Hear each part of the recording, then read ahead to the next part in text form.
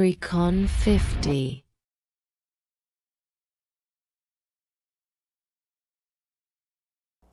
Give thanks and praise unto the Most High, Jah Rastafari, Imperial Majesty the First, Haile Selassie the First. Give thanks and praise. Blessed is the man that walketh not in the counsel of the ungodly, nor sit upon the seat of the scornful, for he shall inherit the earth forever. Selah. Good morning, my people. Hola, buenos dias. How are you? It's your boy African 50 coming at you once again with another video, and this video is about the continuation of Rastafarians. Before I get down in the video, I want to big up my friends, my family, my subscribers, my well-wishers, my donors, my viewers, my listeners, both on my channel and my podcast. I want to say welcome to my channel, African 50, your boy out of Jamaica, here in Florida. Bigging up Florida, bigging up Floridonians, always putting Florida on the map, because Florida remind me of home. Thank you for tuning in. It's your boy African 50, and you know, I'm on the segment here today, and I'm going to get into some more inside of the Rastafarians, the beginning, the religion, the culture, the movements, and the journey. I know in part one I gave you guys a rundown of the beginning of Rastafarians and where it's coming from, but Rastafarian is a very wide religion, and like I said, it's not just one body of religion. Of the religion, it's not just one entity. Because over the years, other entities from across the globe have picked up the movement. They see that it is a good and a religious movement, and they love the culture and they adapt it. And so your boy African 50 is here to give you some more insight, because like I said, Rastafarian is vast. It's a vast religion, and I in part one I gave you people the beginning of Rastafarian, where it's all started from, where it's coming from. But Rastafarianism cannot be talked about in just one sentence, you know, or one video, because you have the beginning of Rastafarian, where it all started, who it started from, with. You have the religion, how the religion came about. You have the culture, the movement, the journey. But here today, I just want to talk about the religion, because I'll do segment of it. I did the beginning. Now I'm going to give you the religion, and you know, what the religion is all about, what they stand for, and all of that. So yes, guys, let's get down into it. Rastas are monotheists. They worship a single God, you know, called Jah. You know, the term Jah is shortened for Jehovah, which is not Jahovah, but Jehovah, Jehovah. The name of the God in the English translations of the Old Testament. You know, Rastas believe in the immanence of Jah. They believe in the essence of Jah. So the word Jah, J-H, is coming from Jehovah, which is Jehovah. You know, and they inherit within each individual. The belief is reflected in the aphorism often called Rastas, that God is man and man is God. And I believe in that. My father used to say that, but my father didn't have to say that to me, because, you know, I trod earth. As a young boy growing up in Jamaica, both in the village and Kingston and other parishes, I trod the earth, and I meet different people, and I meet the presence of Jah, and I know God is man and man is God, because He made us in His own image. So when you look at yourself and you look at another man, you see the image of Jah. Rasta speak of knowing Jah rather than simple believing in Him, in seeking a narrow distance between humanity and Rastas embrace mysticism, you know, and the idea and the connecting, you know, of the divine force within, you know, within differs from the forms of spirit possession. You know, found in, you know, that I think it was found in the African diaspora religion, such as Kumina, Kumina, Kumina, and convinced where, you know, external spirit are invited into the body. And like I said in episode 1, that Rastafarianism, when you're gonna do these things, your hands have to be clean. Your hands have to be clean and your heart have to be pure. Because when you start your chanting, you know, you're conjuring the spirits. You're conjuring the spirit of Jah to come forth. You know, and bless thy name and bless thy word and give you inspiration, and give you the knowledge, the wisdom and the understanding to go forward. You understand? I mean, Jesus is an important figure in Rastafari life. However, practitioners, you know, they reject the traditional Christian view of Jesus. And particularly the depiction of him as a white European. You know, they believe Jesus was black. You understand? And these are practitioners, and they believe that Jesus Christ was a black African, and that the white Jesus was a false god. You know, many Rastas regard as Christianity as creation of the white man. You know, they treat it with suspicion and out of view and the oppressions of black people and African in a whole.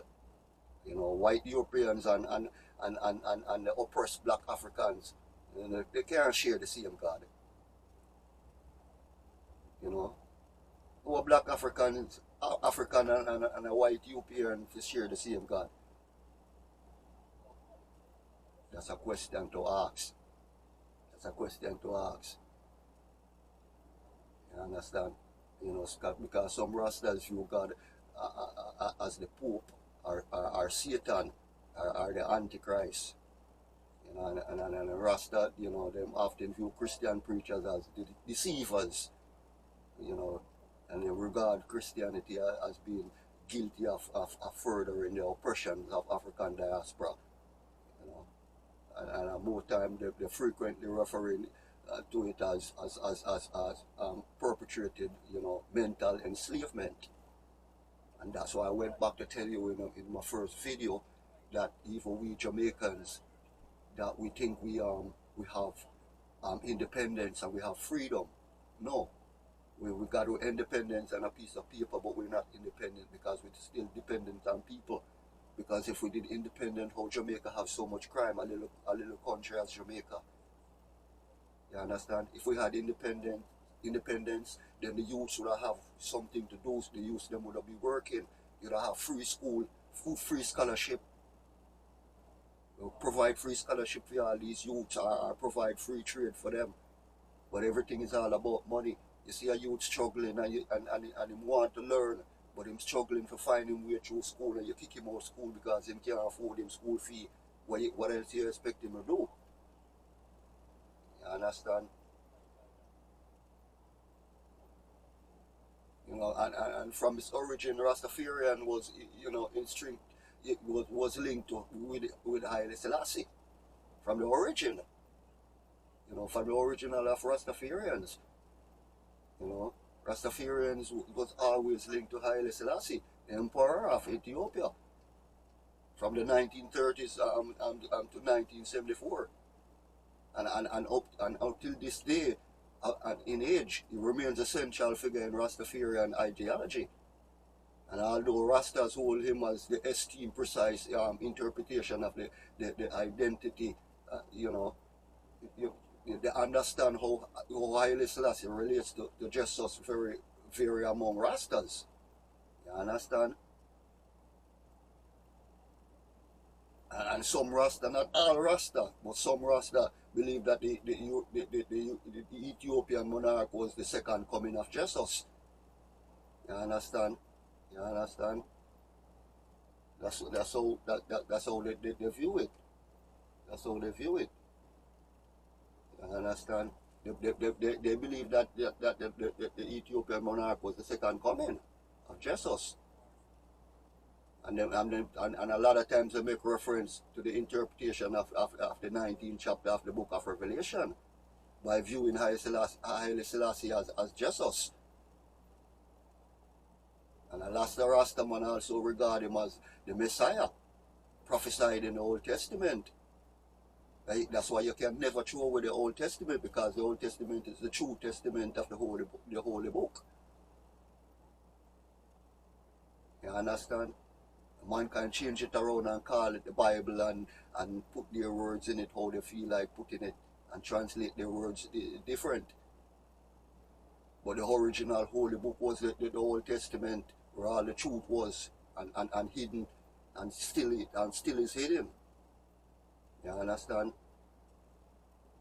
You know, because I mean, Rastaman, they view Haile Selassie as Jesus. And Rasta always regard him as, you know, the Messiah. So, you know, and I mean, the manifestation of God in human form, and the living God. Some perceive him as part of the Trinity, alongside God as a creator and the Holy Spirit. They regard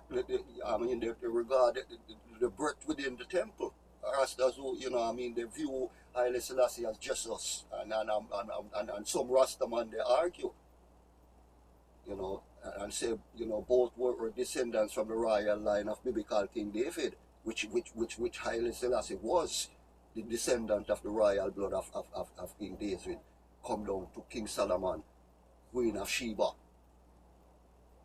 You understand? That was the link right there. You understand? You understand? Because Rasta emphasized the fact that the Monarchian dynasty of which Haile Selassie was member claimed descent from the biblical figures Solomon and Queen of Sheba. So His Imperial Majesty Haile Selassie is coming from the lineage of King Solomon and the Queen of Sheba. You know. Because a lot of Rasta see Selassie as the embodiment of Jesus' teaching and the essence, you know, but some reject the idea that he was the literal reincarnation of Jesus, you know. And I go back to say that you have different bodies of the Rastafarians, because you have the Nyabingi, you have the Ashanti, and you have the 12 tribe of Israel. Because some member from the 12 tribes of Israel, the denomination, for instance, I mean, they reject the idea Selassie was the second coming, arguing that, you know, this event has never occurred, you know, and from their perspective, Selassie is perceived as a messenger of emissary of God, rather than a manifestation of God himself. And Rasta hold that view. Some Rasta hold that view until today. Because them hold Haile Selassie as a naive or ignorant, and in some cases thinking it's a dangerous to worship a human being as God. There are various Rastas who even went from believing that Haile Selassie was both God incarnated of the second coming of Jesus, and seeing him as something distinct, you know. And up when the great emperor got the crown on his head, you know, Haile Selassie was given the title of King of Kings and Lords of Lords, the conquering lion out of the tribe of Judah. And I grew up hearing my father say those words: "Hail His Imperial Majesty Haile Selassie, King of Kings and Lord of Lords, conquering lion out of the tribe of Judah." I grew up in that, and I used to recite that every day. When I having a bad day, When I having a bad day, I remember those words that my father used to say when he's having a bad day. And once you recite them words, everything is all good. Everything is all good. Because Rasta used the title of Haile Selassie alongside others, man, such as the Almighty God, Judge and Avenger, King Alpha and Queen Omega, Return Messiah, elect of God and light of the world, you know, elect of himself. You know, Rasta, I mean, they view Selassie as symbol of their positive, you know, affirmation of Africa as a source of spiritual and cultural heritage, you know. And while our emperor, you know, many Jamaican Rastas profess the belief that Haile Selassie would never die. The 1974 overthrow of Haile Selassie by the military dirge. Yeah, yes, yeah. Our emperor was overthrown, man, by the military dirge, man. Dirge, look up the word dirge, D-E-R-G, D-E-R-G. And it's the subsequent death in 1975 resulted in a crisis of faith for many practitioners. So some left the movement altogether, man. Some left the movement, others remain, you know, and develop new strategies for dealing with the news. And that's why I went back to tell you back in part one how after the death of Haile Selassie and the death of our dear Robert Nesta Marley died, the movement kind of was shifting because Rasta didn't know where to go. And that's when great man came about and said, okay, we know the movement is a great movement, this is a spiritual movement, and Rasta ain't going nowhere. Rasta only moving forward, not backwards. And that's how you have the great Babandi and those men came in, the great Burning Spear and those men came in. And tour the world and show Rasta say, listen, even though our King Bob Marley died and gone, but the music lives on and the culture lives on and the religion lives on. You get what I'm saying? You know, I mean, Rasta believe that Selassie did not really die, you know, and claim that the contrary were Western misinformation. They argue, you know, to a point to the fact that no corpse has been produced. Because, you know, the emperor died, but there was no body produced to show that this is the emperor.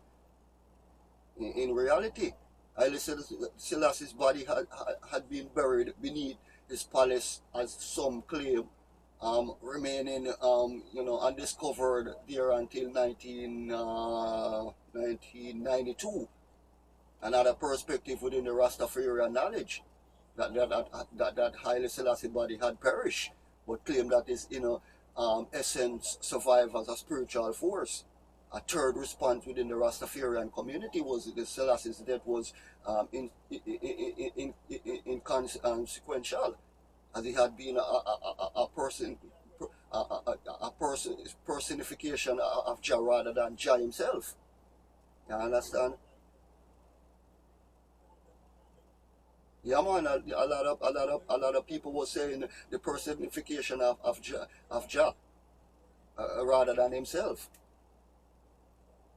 What do you believe? Because during the life of Haile Selassie, them describe him as the devout Christian. Like I said, you know, he was a devoted Christian, but he also had the Rastafarian in his heart. And an emperor not supposed to take one side. You know, he have the side of the Christian world and he had the side of the Rastafarians, and he combined both of them together and he weighed them. He weighed them. But the emperor wasn't for just one side. He was just trying to bring the two sides together in unity. And she would say, no matter if you have a religion and you have a religion and you have a religion, at the end of the day, it's one God, one destiny, one Jah, one destiny. Because I think in 1967, In 1967 interview, the Emperor Selassie was asked about the Rasta belief, that he was the second coming of Jesus. And I think he responded, I have heard of the idea, but I heard of the idea, but I also met certain Rastafarians, and I told them clearly that I am a man, I am mortal, and that I will replace my coming generations, and that they would never make a mistake in the assuming of pretending that a human being is emanated from dietary. And I mean, and I think his grandson, Hermes Selassie, yeah, Hermes Richie, Ermis, right, Rich? Yeah, you the man, you the man. See, I told him, man, I told him. I said, look, you're a white dread and you still know a whole lot more. You're a white Rasta man and you know a lot more than black Rasta man. Ain't that a fact? You're the man, bro. Yeah. His grandson Hermes Selassie, Asahi, I think it's Asahi Selassie, Sahi, Sahle, Sahi. So it's Hermes Sahi Selassie. I said that there is no doubt that Haile Selassie did not encourage the Rastafarian movement. Crisis of, the Rastafarian have used this as evidence that Rasta theological belief are incorrect. And grandson saying that, although some Rastas take Selassie denials as evidence, that it was indeed, incarnation of Jah, based on their reading of the Gospel of Luke. You know what I'm saying? Yeah. My people, my brethren and my sisters, you don't think Rastafarians are concerned about the life of black people? Yes, they do. Because above all, Rastafarians, they're concerned about the black consciousness with the rediscovering of our identity, personal and rational, our black people. You understand? I mean, the movement, it all began with the Afro-Jamaicans who wanted to reject the British colonial culture that dominated Jamaica and replace it with new identity based on reclamation of their African heritage. And according to descenders, Europe and whiteness and emphasis is African and blackness, seeking the purge from its followers and belief in the inferiority of black people, because we're inferior. We think we're superior, but we're inferior. We're still living in an inferior world, because we're not together. We're not united. And the superiority of white people, the Rastafarian, therefore the Afrocentric, equating blackness with the African continent and endorsing pan-Africanism. You understand? Because a lot of practitioners of the Rastafarian identity, they identify themselves with the Asian Israelites, God's chosen people in the Old Testament, and believe that black Africans broadly have Rastas more, especially are either descendants of the reincarnation of the Asian people, and they similar belief in Judaism. Although many Rastas believe that the contemporary Jews status as a descendant of the ancient Israelites, the claim is false. Because Rasta, they typically believe that black Africans are God's chosen people, and meaning that they made a covenant with him to have special responsibility. Rastafarian,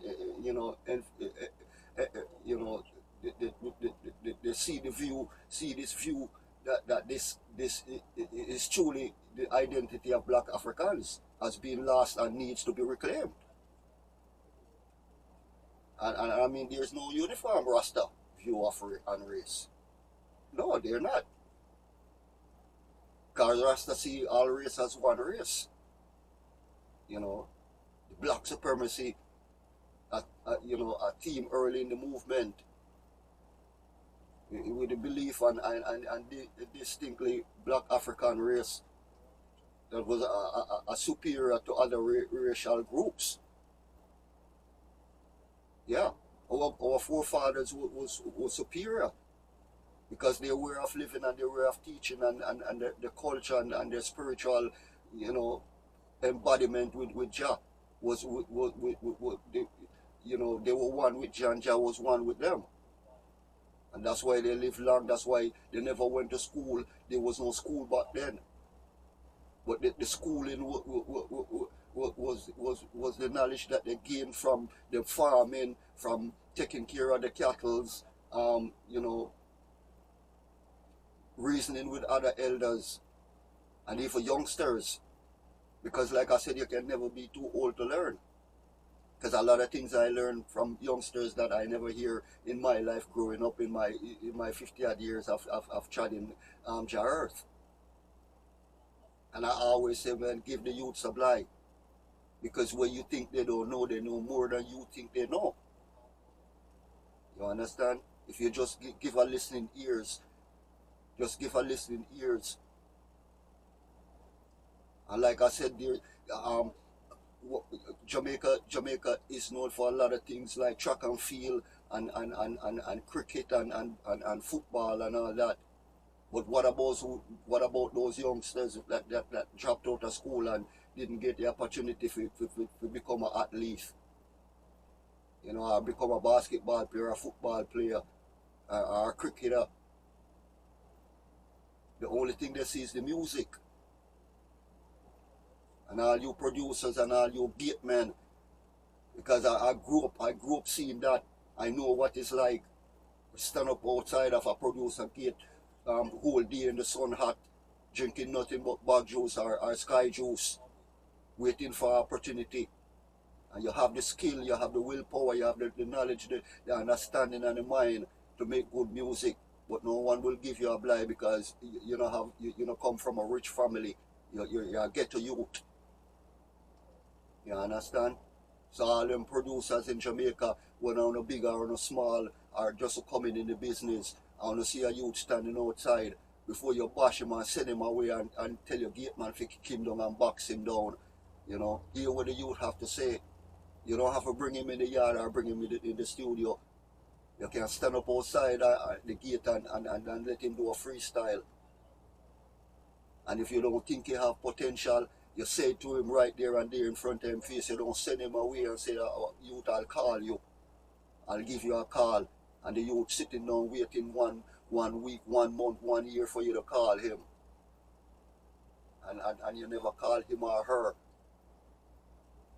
Producers of Jamaica and here in America and around the world, the youths are the future. Because you cannot carry with you what you have. If you're the best producer in the world, you're going to die and left your title and everything that came with it along. You understand? So that's why I said there is no uniform Rasta view and race. You know, black supremacy was a theme early in the movement, you know, with the belief of distinctly, you know, black African race, you know, we all race a superior race, man. You know, this has opened the religion, the accusation of racism. Because we tell somebody, hey, we are a superior race, or we can do this, and all of a sudden somebody started racist against you, and racist doesn't come within a white man race, racial discrimination against a black man. A black man have racial discrimination against their own black people, and that's why we cannot survive. We cannot strive. We cannot own something and say this is our own. Because as soon as a black man, even if you come out of a youth come out of the ghetto and they have the knowledge and the wisdom and the understanding to make good music or to do something in life, and in further down the line, him buy a house or him buy a car, he won't see him black brother start to envy him and bad mind him and saying not supposed to have this, and he either kill him for it or him set him up to go to prison or something along the line. You understand? All these things gotta stop. We can't move forward, people, without unity, and that's what Rastafarianism is all about. Love and unity. Respect your own black brother. Respect your own white brother. Your own white sisters, your own black sisters. Livity. Righteous livity. Righteous livity. Whether you're rich or you're poor, because not every man was blessed to be rich, and not every man was blessed to be poor. Because some man, no matter how much money they spend, they still can't get poor. And some man and woman, no matter how much money they make, they still can't rich. Because your destiny is your destiny, and I don't believe in fate, I believe in destiny. I can't foresee my destiny, and I can't foresee a man's destiny. But Rastaism will tell you that. But within the religion and within the culture, you can look into yourself and ask yourself, what am I doing? Is it right or is it wrong? Because a lot of people around the world used to bash reggae music. And if reggae music was a sin, why Jamaica all the Rastaman become successful in the business? Or if a ballhead in the business? Because every man have a trade. And artists have a trade. That's the trade. That's the trade Jah gave to them. It's up to them to use it foolishly or use it wisely. You understand? So that's what Rastafarian is all about. Because I mean, you know, this has always been an open religion. You know, accusations of racism, while some Rasta still hold such belief. Black supremacy has waned in the movement since the 1970s, and non-black Rastas are now widely accepted. You understand? Because Rasta is the way. Whether you bald head or whether you have you grow your ras, you know, a Rasta man comes in different forms and figures. Because just say when he come again, nobody will know who he is. He can come as a white man, he can come as a black man, he can come as a Spanish, Italian, he can come as anybody. A homeless man, somebody dirty, you look down on, and you don't know, you just disrespect the most powerful God of the universe, your maker, your creator. Because that's how we perceive ourselves, and this is where Rastaman come in. That's where the Rastafarian come in. Disrespect no one, insult no one. Love all, embrace all. But most importantly, embrace the culture. Embrace the religion. See yourself as the religion. And see the religion in you. You understand? And for you to do that, you have to come with a pure heart and clean hands. You understand? And even if your heart wasn't pure and your hand wasn't clean, you still can pray for forgiveness. For Jah will always forgive you of your sins. Because no man is perfect. No man. And the face of Jah earth is perfect. No matter how much they try. They will make a mistake one time or another in their life. Because that's human nature. You might be doing something until you do it right with something wrong you're doing. And you might be doing something wrong and you think this is the wrong you're doing, which is the right thing you're doing. You understand? Because Rasta now widely accepted around the world. because, you know, people start to open the eyes. People start to open the eyes, my people. You understand? I mean, some Rastas back in I think in 1963, speech by Haile Selassie, because, you know, a lot of people, a lot of young Rastafarians, both in Jamaica, in the Caribbean, in Africa, and in the European continent, they didn't know that the Emperor King Haile Selassie came to Jamaica. Yeah, I wasn't born then, but my father, I think my father witnessed that ceremony when the Emperor came to Jamaica in 1966.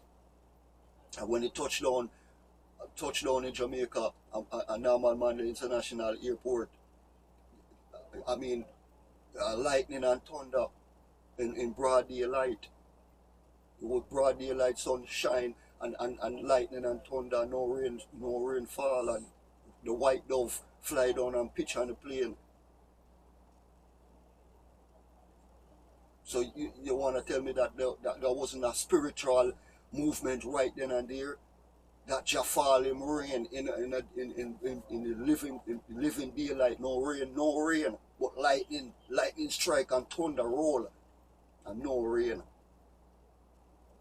And then after the Emperor exiting plane and get inside and all that, the rain come, the blessing, the showers of blessing came.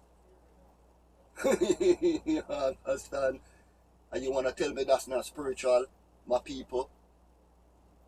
Because in speech, I mean, Haile Selassie, the King's speech, in support of racial acceptance, and some maintain that while the Europeans can never be legitimate Rastas, but others believe an African identity is inherently linked to black skin. But whether an individual, you know, dispatch African attitude or spirit, you know, I mean, you know, like I said, they're white Rastas, they're Indian Rastas, because my father's an Indian and he is a Rasta.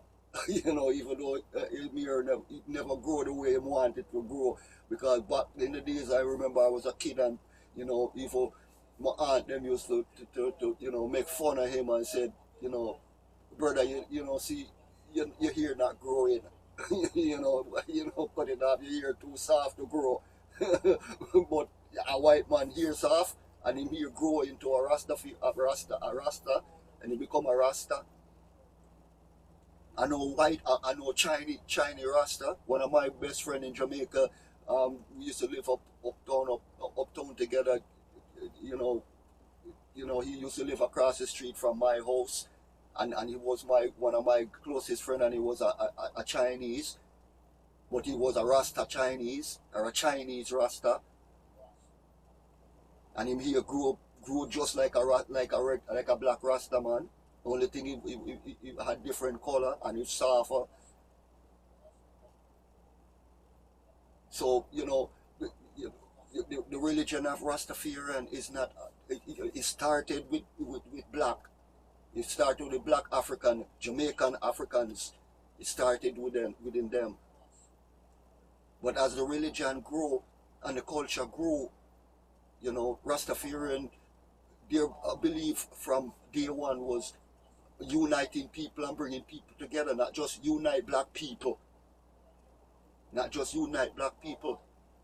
Because the world will never unite with just one race. You understand? And that's why the world is open for everyone to travel. If you have the money and your visa and the resource to travel to any country you want to travel, you can travel to any country you want to travel. Because that's unity. You understand? Break down all the barriers, and allow people to travel freely amongst the region and worldwide. And this is what Rastafarian is all about, because the world embraces Rastafarianism. The world embraces them. You understand? Because any Rasta right now, from the old days to the young days, they can go on any stage, and once they have the mental capacity to give the crowd a good performance, Even though they might be in Russia, or they might be in Ukraine, or they be in China, or they be in Hong Kong or Japan, or wherever the case may be, where these people barely understand English, much more patois or Creole. These people know the music because they know it's a Rastafarian movement. You understand? Because you have enough DJ in the business right now, they go to certain country and they have hit song around in America or in Europe or in Jamaica. But when they go to these countries, nobody understand what they're saying. Because they don't know them as Rastafarian, they know them, they probably know them as just a ballad DJ, and all they sing about is slackness or guns or whatever. They don't have one reality tune. And that's why I have to talk about the great bounty killer. I have to do a video on the great bounty killer, the Grongzilla, the people general, aka Rodney Price. I have to talk about that man because that man do a lot of gun tunes and stuff like that. But at the same time, the man went back and do a lot of reality tune. Just like the fireman King Shango, just like Sizzla Kalonji. The man can give you reality tune, and if it's gun tune, they can give you that, and if it's woman tune, they can give you that because they're versatile like that. So all you young artists that's coming up in the business, you know, anywhere in the world, just don't give the world one set of music, because the world is diverse. And there are billions of people living in this universe, and some might listen to slackness, some might listen to hip hop, some might listen to R&B, some might listen to jazz and reggae. You understand? People don't listen to just one type of music, so you're coming up in the business, make all different type of music, my young brethren and sisters. Make different music. Make something for the Rastaman, make something for the Christians, make something for the ballad, make something for party goers, dance hall goers, and you'll find yourself on the right track. You understand? Because not because the Rastaman sing about righteousness and holiness, that doesn't mean he don't go and give you a song about this woman or the woman. Because Rastafarians is all about a man marrying a woman, and not the other way around. It's all about the man marrying a woman and the woman marrying a man. And in the ancient days and the ancient world, there was no ring on a man's finger or a ring on a woman's finger. Because just say when a man find a woman, you find it's a good thing. And you find a woman, you take that woman and you call her your wife. There was no pastor or no priest or no pope for perform ceremony, and you spend thousands of dollars and invite people and they come and eat and drink, and you have to go out and spend your whole life savings on a ring for put a ring on a woman's finger. There wasn't about that. Just say you go there, when a man find a woman, he find it a good thing. And when you find a woman, you take a woman and you call her your wife. So a man living with his girlfriend for years, and they're saying, oh, it's abomination unto Jah for a man to live with a woman for years and not marry. The man married his wife. That's his wife. Whether him have kids with her or not, whether him get kids with her or not, that's his wife. And that's her husband. Because the man find a woman, he find it a good thing. And the woman live with him for years and she love him for who he are. Ring doesn't matter. And in the mind of her mind, that's her husband. And that's why a lot of Jamaican women, they will fight and die for the man, married or not. And that's a fact. That's a fact. That's something I grew up and see. That's something that was embedded in me. A woman does not come take on a woman man because they don't married. Because in her mind, that's her husband. That's her husband, that's her baby daddy. You understand? And vice versa, the man look at the woman and say, that's my wife. Because I live with a woman for 5 years, 5, 6 years, and everywhere I go, I was proud of my woman to call my woman my wife, and I tell everybody that's my wife. If somebody come into the house to fix something, I said, I won't be there, but my wife will be there. We didn't have no ring on our fingers, say we go in front of them pastor and get married. I had a wife here that we did that in front of a pastor, and we got divorced less than a year. You understand? And a woman that I didn't have to go out and buy a ring, expensive ring, or she didn't have to buy her expensive ring to put on both of us fingers. We still call ourselves husband and wife, and we did everything as like husband and wife. Everything, everything.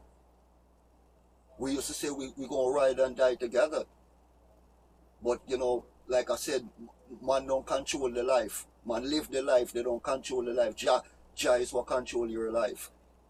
I don't know about you, but Jah control I life. I live I life that Jah give I. But I don't control I life. Jah is in control of I life. And then I live the life. A good life, a bad life, a clean life, or a dirty life. Jah give you that chance to live the life you want to live.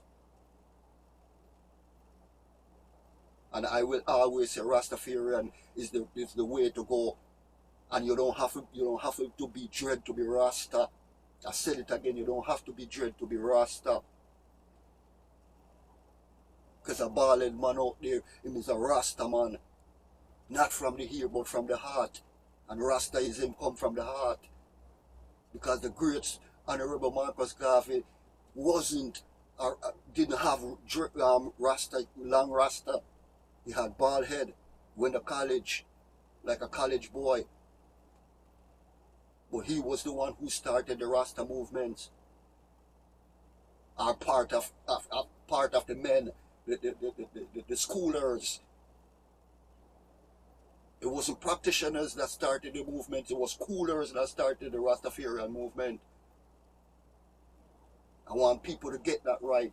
Some Rasta man we have said, Rasta start from Bob Andy, or Rasta start from Haile Selassie, or Rasta start from XYZ. No. Rasta coming far further than that. Some Rasta were just born in the 80s and the 90s, debate and contemplate and said Rasta start with Fireman Capitan, or start with Sizzla Kalonji, or start with Bob Marley. No. Those men who are great men and great legend today, they took they took the religion and brought it to a higher heights and maintained it. But it's coming from way beyond them. It's coming from way beyond them, and it didn't start before Marcus Garvey. It continued after Marcus Garvey, but there was no Rastafarianism before Marcus Garvey. Marcus Garvey went to Cambridge University and came back as a graduate. You understand? And they decide, listen, I only went to college to gain the knowledge. I only went to college to gain the knowledge. But my knowledge is not about to help the white man. My knowledge is about to help my black people and uplift my black people. And how can we do that? Because black people is a spiritual people. We're very spiritual. And I want to show you how black people spiritual. If you walk out there, you buck your foot. You say Jesus Christ or Jesus Christ or Jah, oh Lord or oh God. What is this? If you buck the right foot, you say it's good luck, and if you buck the left foot, you say it's bad luck. Yeah, and that was instilled in black people. If your right eye jump, something good gonna happen. If your left eye start to jump, some bad things gonna happen. You understand? How true is it? Have that ever happened to you? I don't know. It happened to me. Do I believe in superstition? No, I believe in science, and I believe in wonders. And when things happen, sometimes it's not superstition, it's just signs and wonders. It's just you to have the knowledge, the wisdom, and the understanding to read between the lines and read those signs. And if you can't read those signs and you don't understand those signs, you go to an elder. Whether it's a ballad or it's a Rastaman, you go to the elder, you say, elder, just something just happened to me and I don't understand the meaning of it. Can you explain it to me? And he might have some insight, or he might have a friend or a colleague who have some insight, and they put all it together and they tell you what it means. You understand?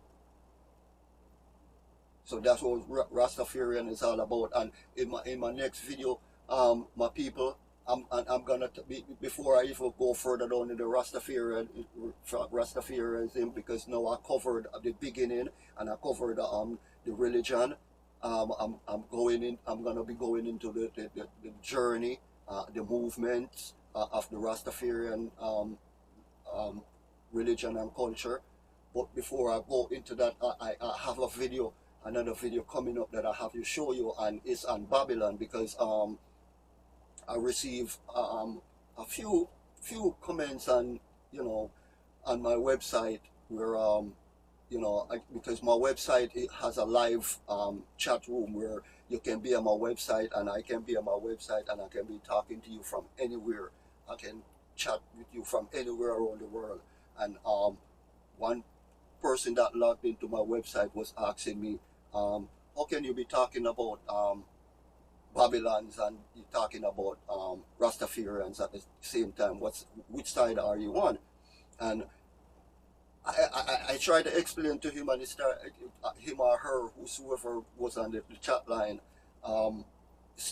started to get mad and throw angry words at me and all that. And I still didn't cut the person off, because, like I said, comments are always good and are always open to criticism and stuff like that. And they were saying that, you're talking about Babylons, and then you're talking about Rastafarians. And that video that I'm going to be making, I'm going to be explaining to you why I talk about police officers and why I talk about Rastafarians, because people getting the misinterpretation about Babylons or Babylonians and policemen or servicemen, because policemen and servicemen, they are not Babylonians. And I'm going to explain to you where Babylon, who is Babylon, what is Babylon, where Babylonian all started and stuff, because a lot of people say policemen are Babylonians or Babylons.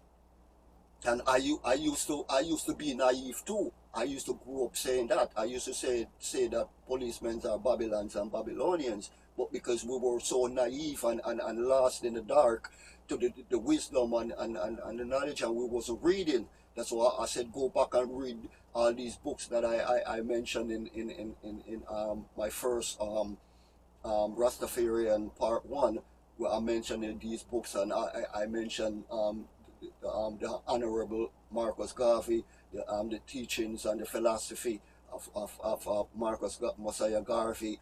Go back and read those books, and then you get where Babylons are coming from. Babylonians was never policemen or servicemen.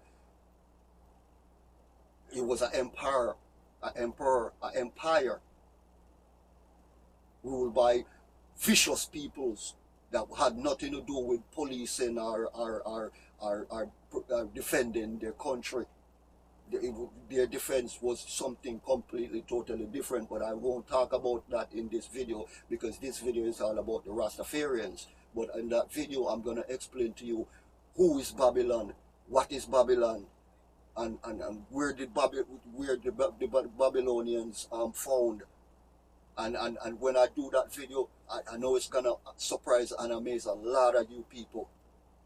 So before I go, my people, my friends, my family, my subscribers, my well-wishers, I said thank you for watching this video. Thank you for subscribing. Thank you for watching my videos, and I big up YouTube at all times, because I like I always says, YouTube, your respect is always up to the heavens, man. I respect you for always allowing me to bring these inspirational videos to the people. And I know a lot of things I might be saying in the videos people already know, but this is not just about people who know what I'm saying, but people who don't know what I'm saying and maybe can look it up and read and get all and the inspiration and where Rastafarian is coming from, because the younger generation now, they grew up here in Cape Town and Bujabantan and, you know, these half pint and, you know, Cocotti and these men, these great men, and that's all they knew. That's all they knew. And some younger generation now only probably know about Maxica and these younger artists that's coming up. But they don't know about the past Rastafarians. They don't know where Rastafarian started from, how it started, who started it, and why it was started. So these are why I'm bringing these videos to you guys, so you guys can get that inspirational, because like I said, I have my father is a Rasta man. I have Rastafarian relatives and friends, and you know, I'm a Rasta man within my heart. I grew up as a Rasta boy. I grew up as a Rasta man. I stayed Rasta. Don't let the, you know, my bald head fool you, or you know, let you have a different perspective of who I am. You know, because like I said, some of the great Rasta men, the past and even the present, they hold Marcus Garvey, who was a bald-head man, in high esteem. They hold him in very high esteem. Right? So if a Rasta man can hold a bald-head man in high esteem, a bald-head man can also hold a Rasta man in the same regard. So, you know, before I go, my people, please subscribe to my channel. You know, go to my website, african50.com. That's AFRICONN50.com.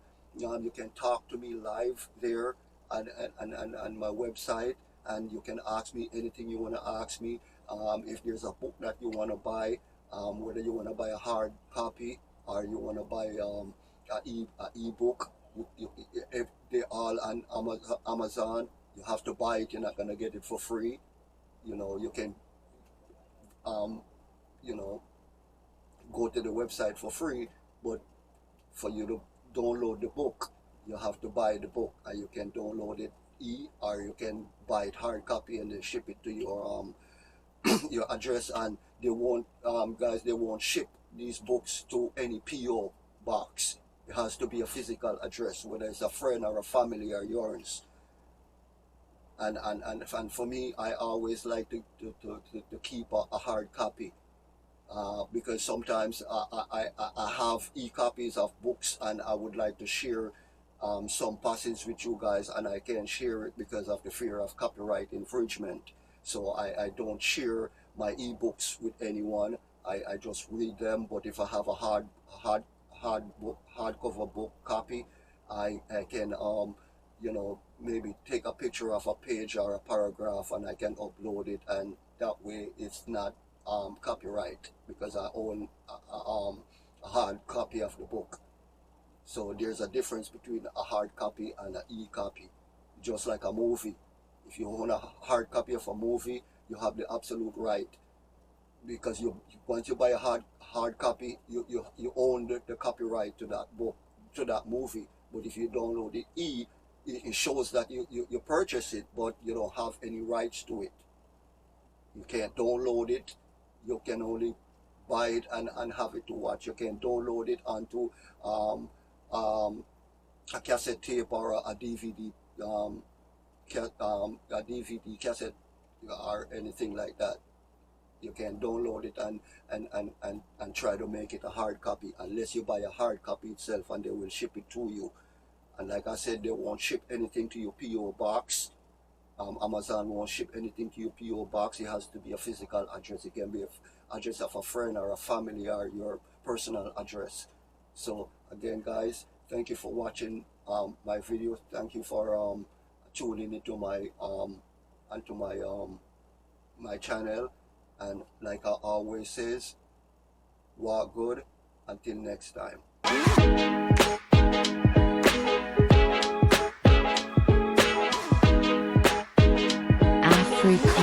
150.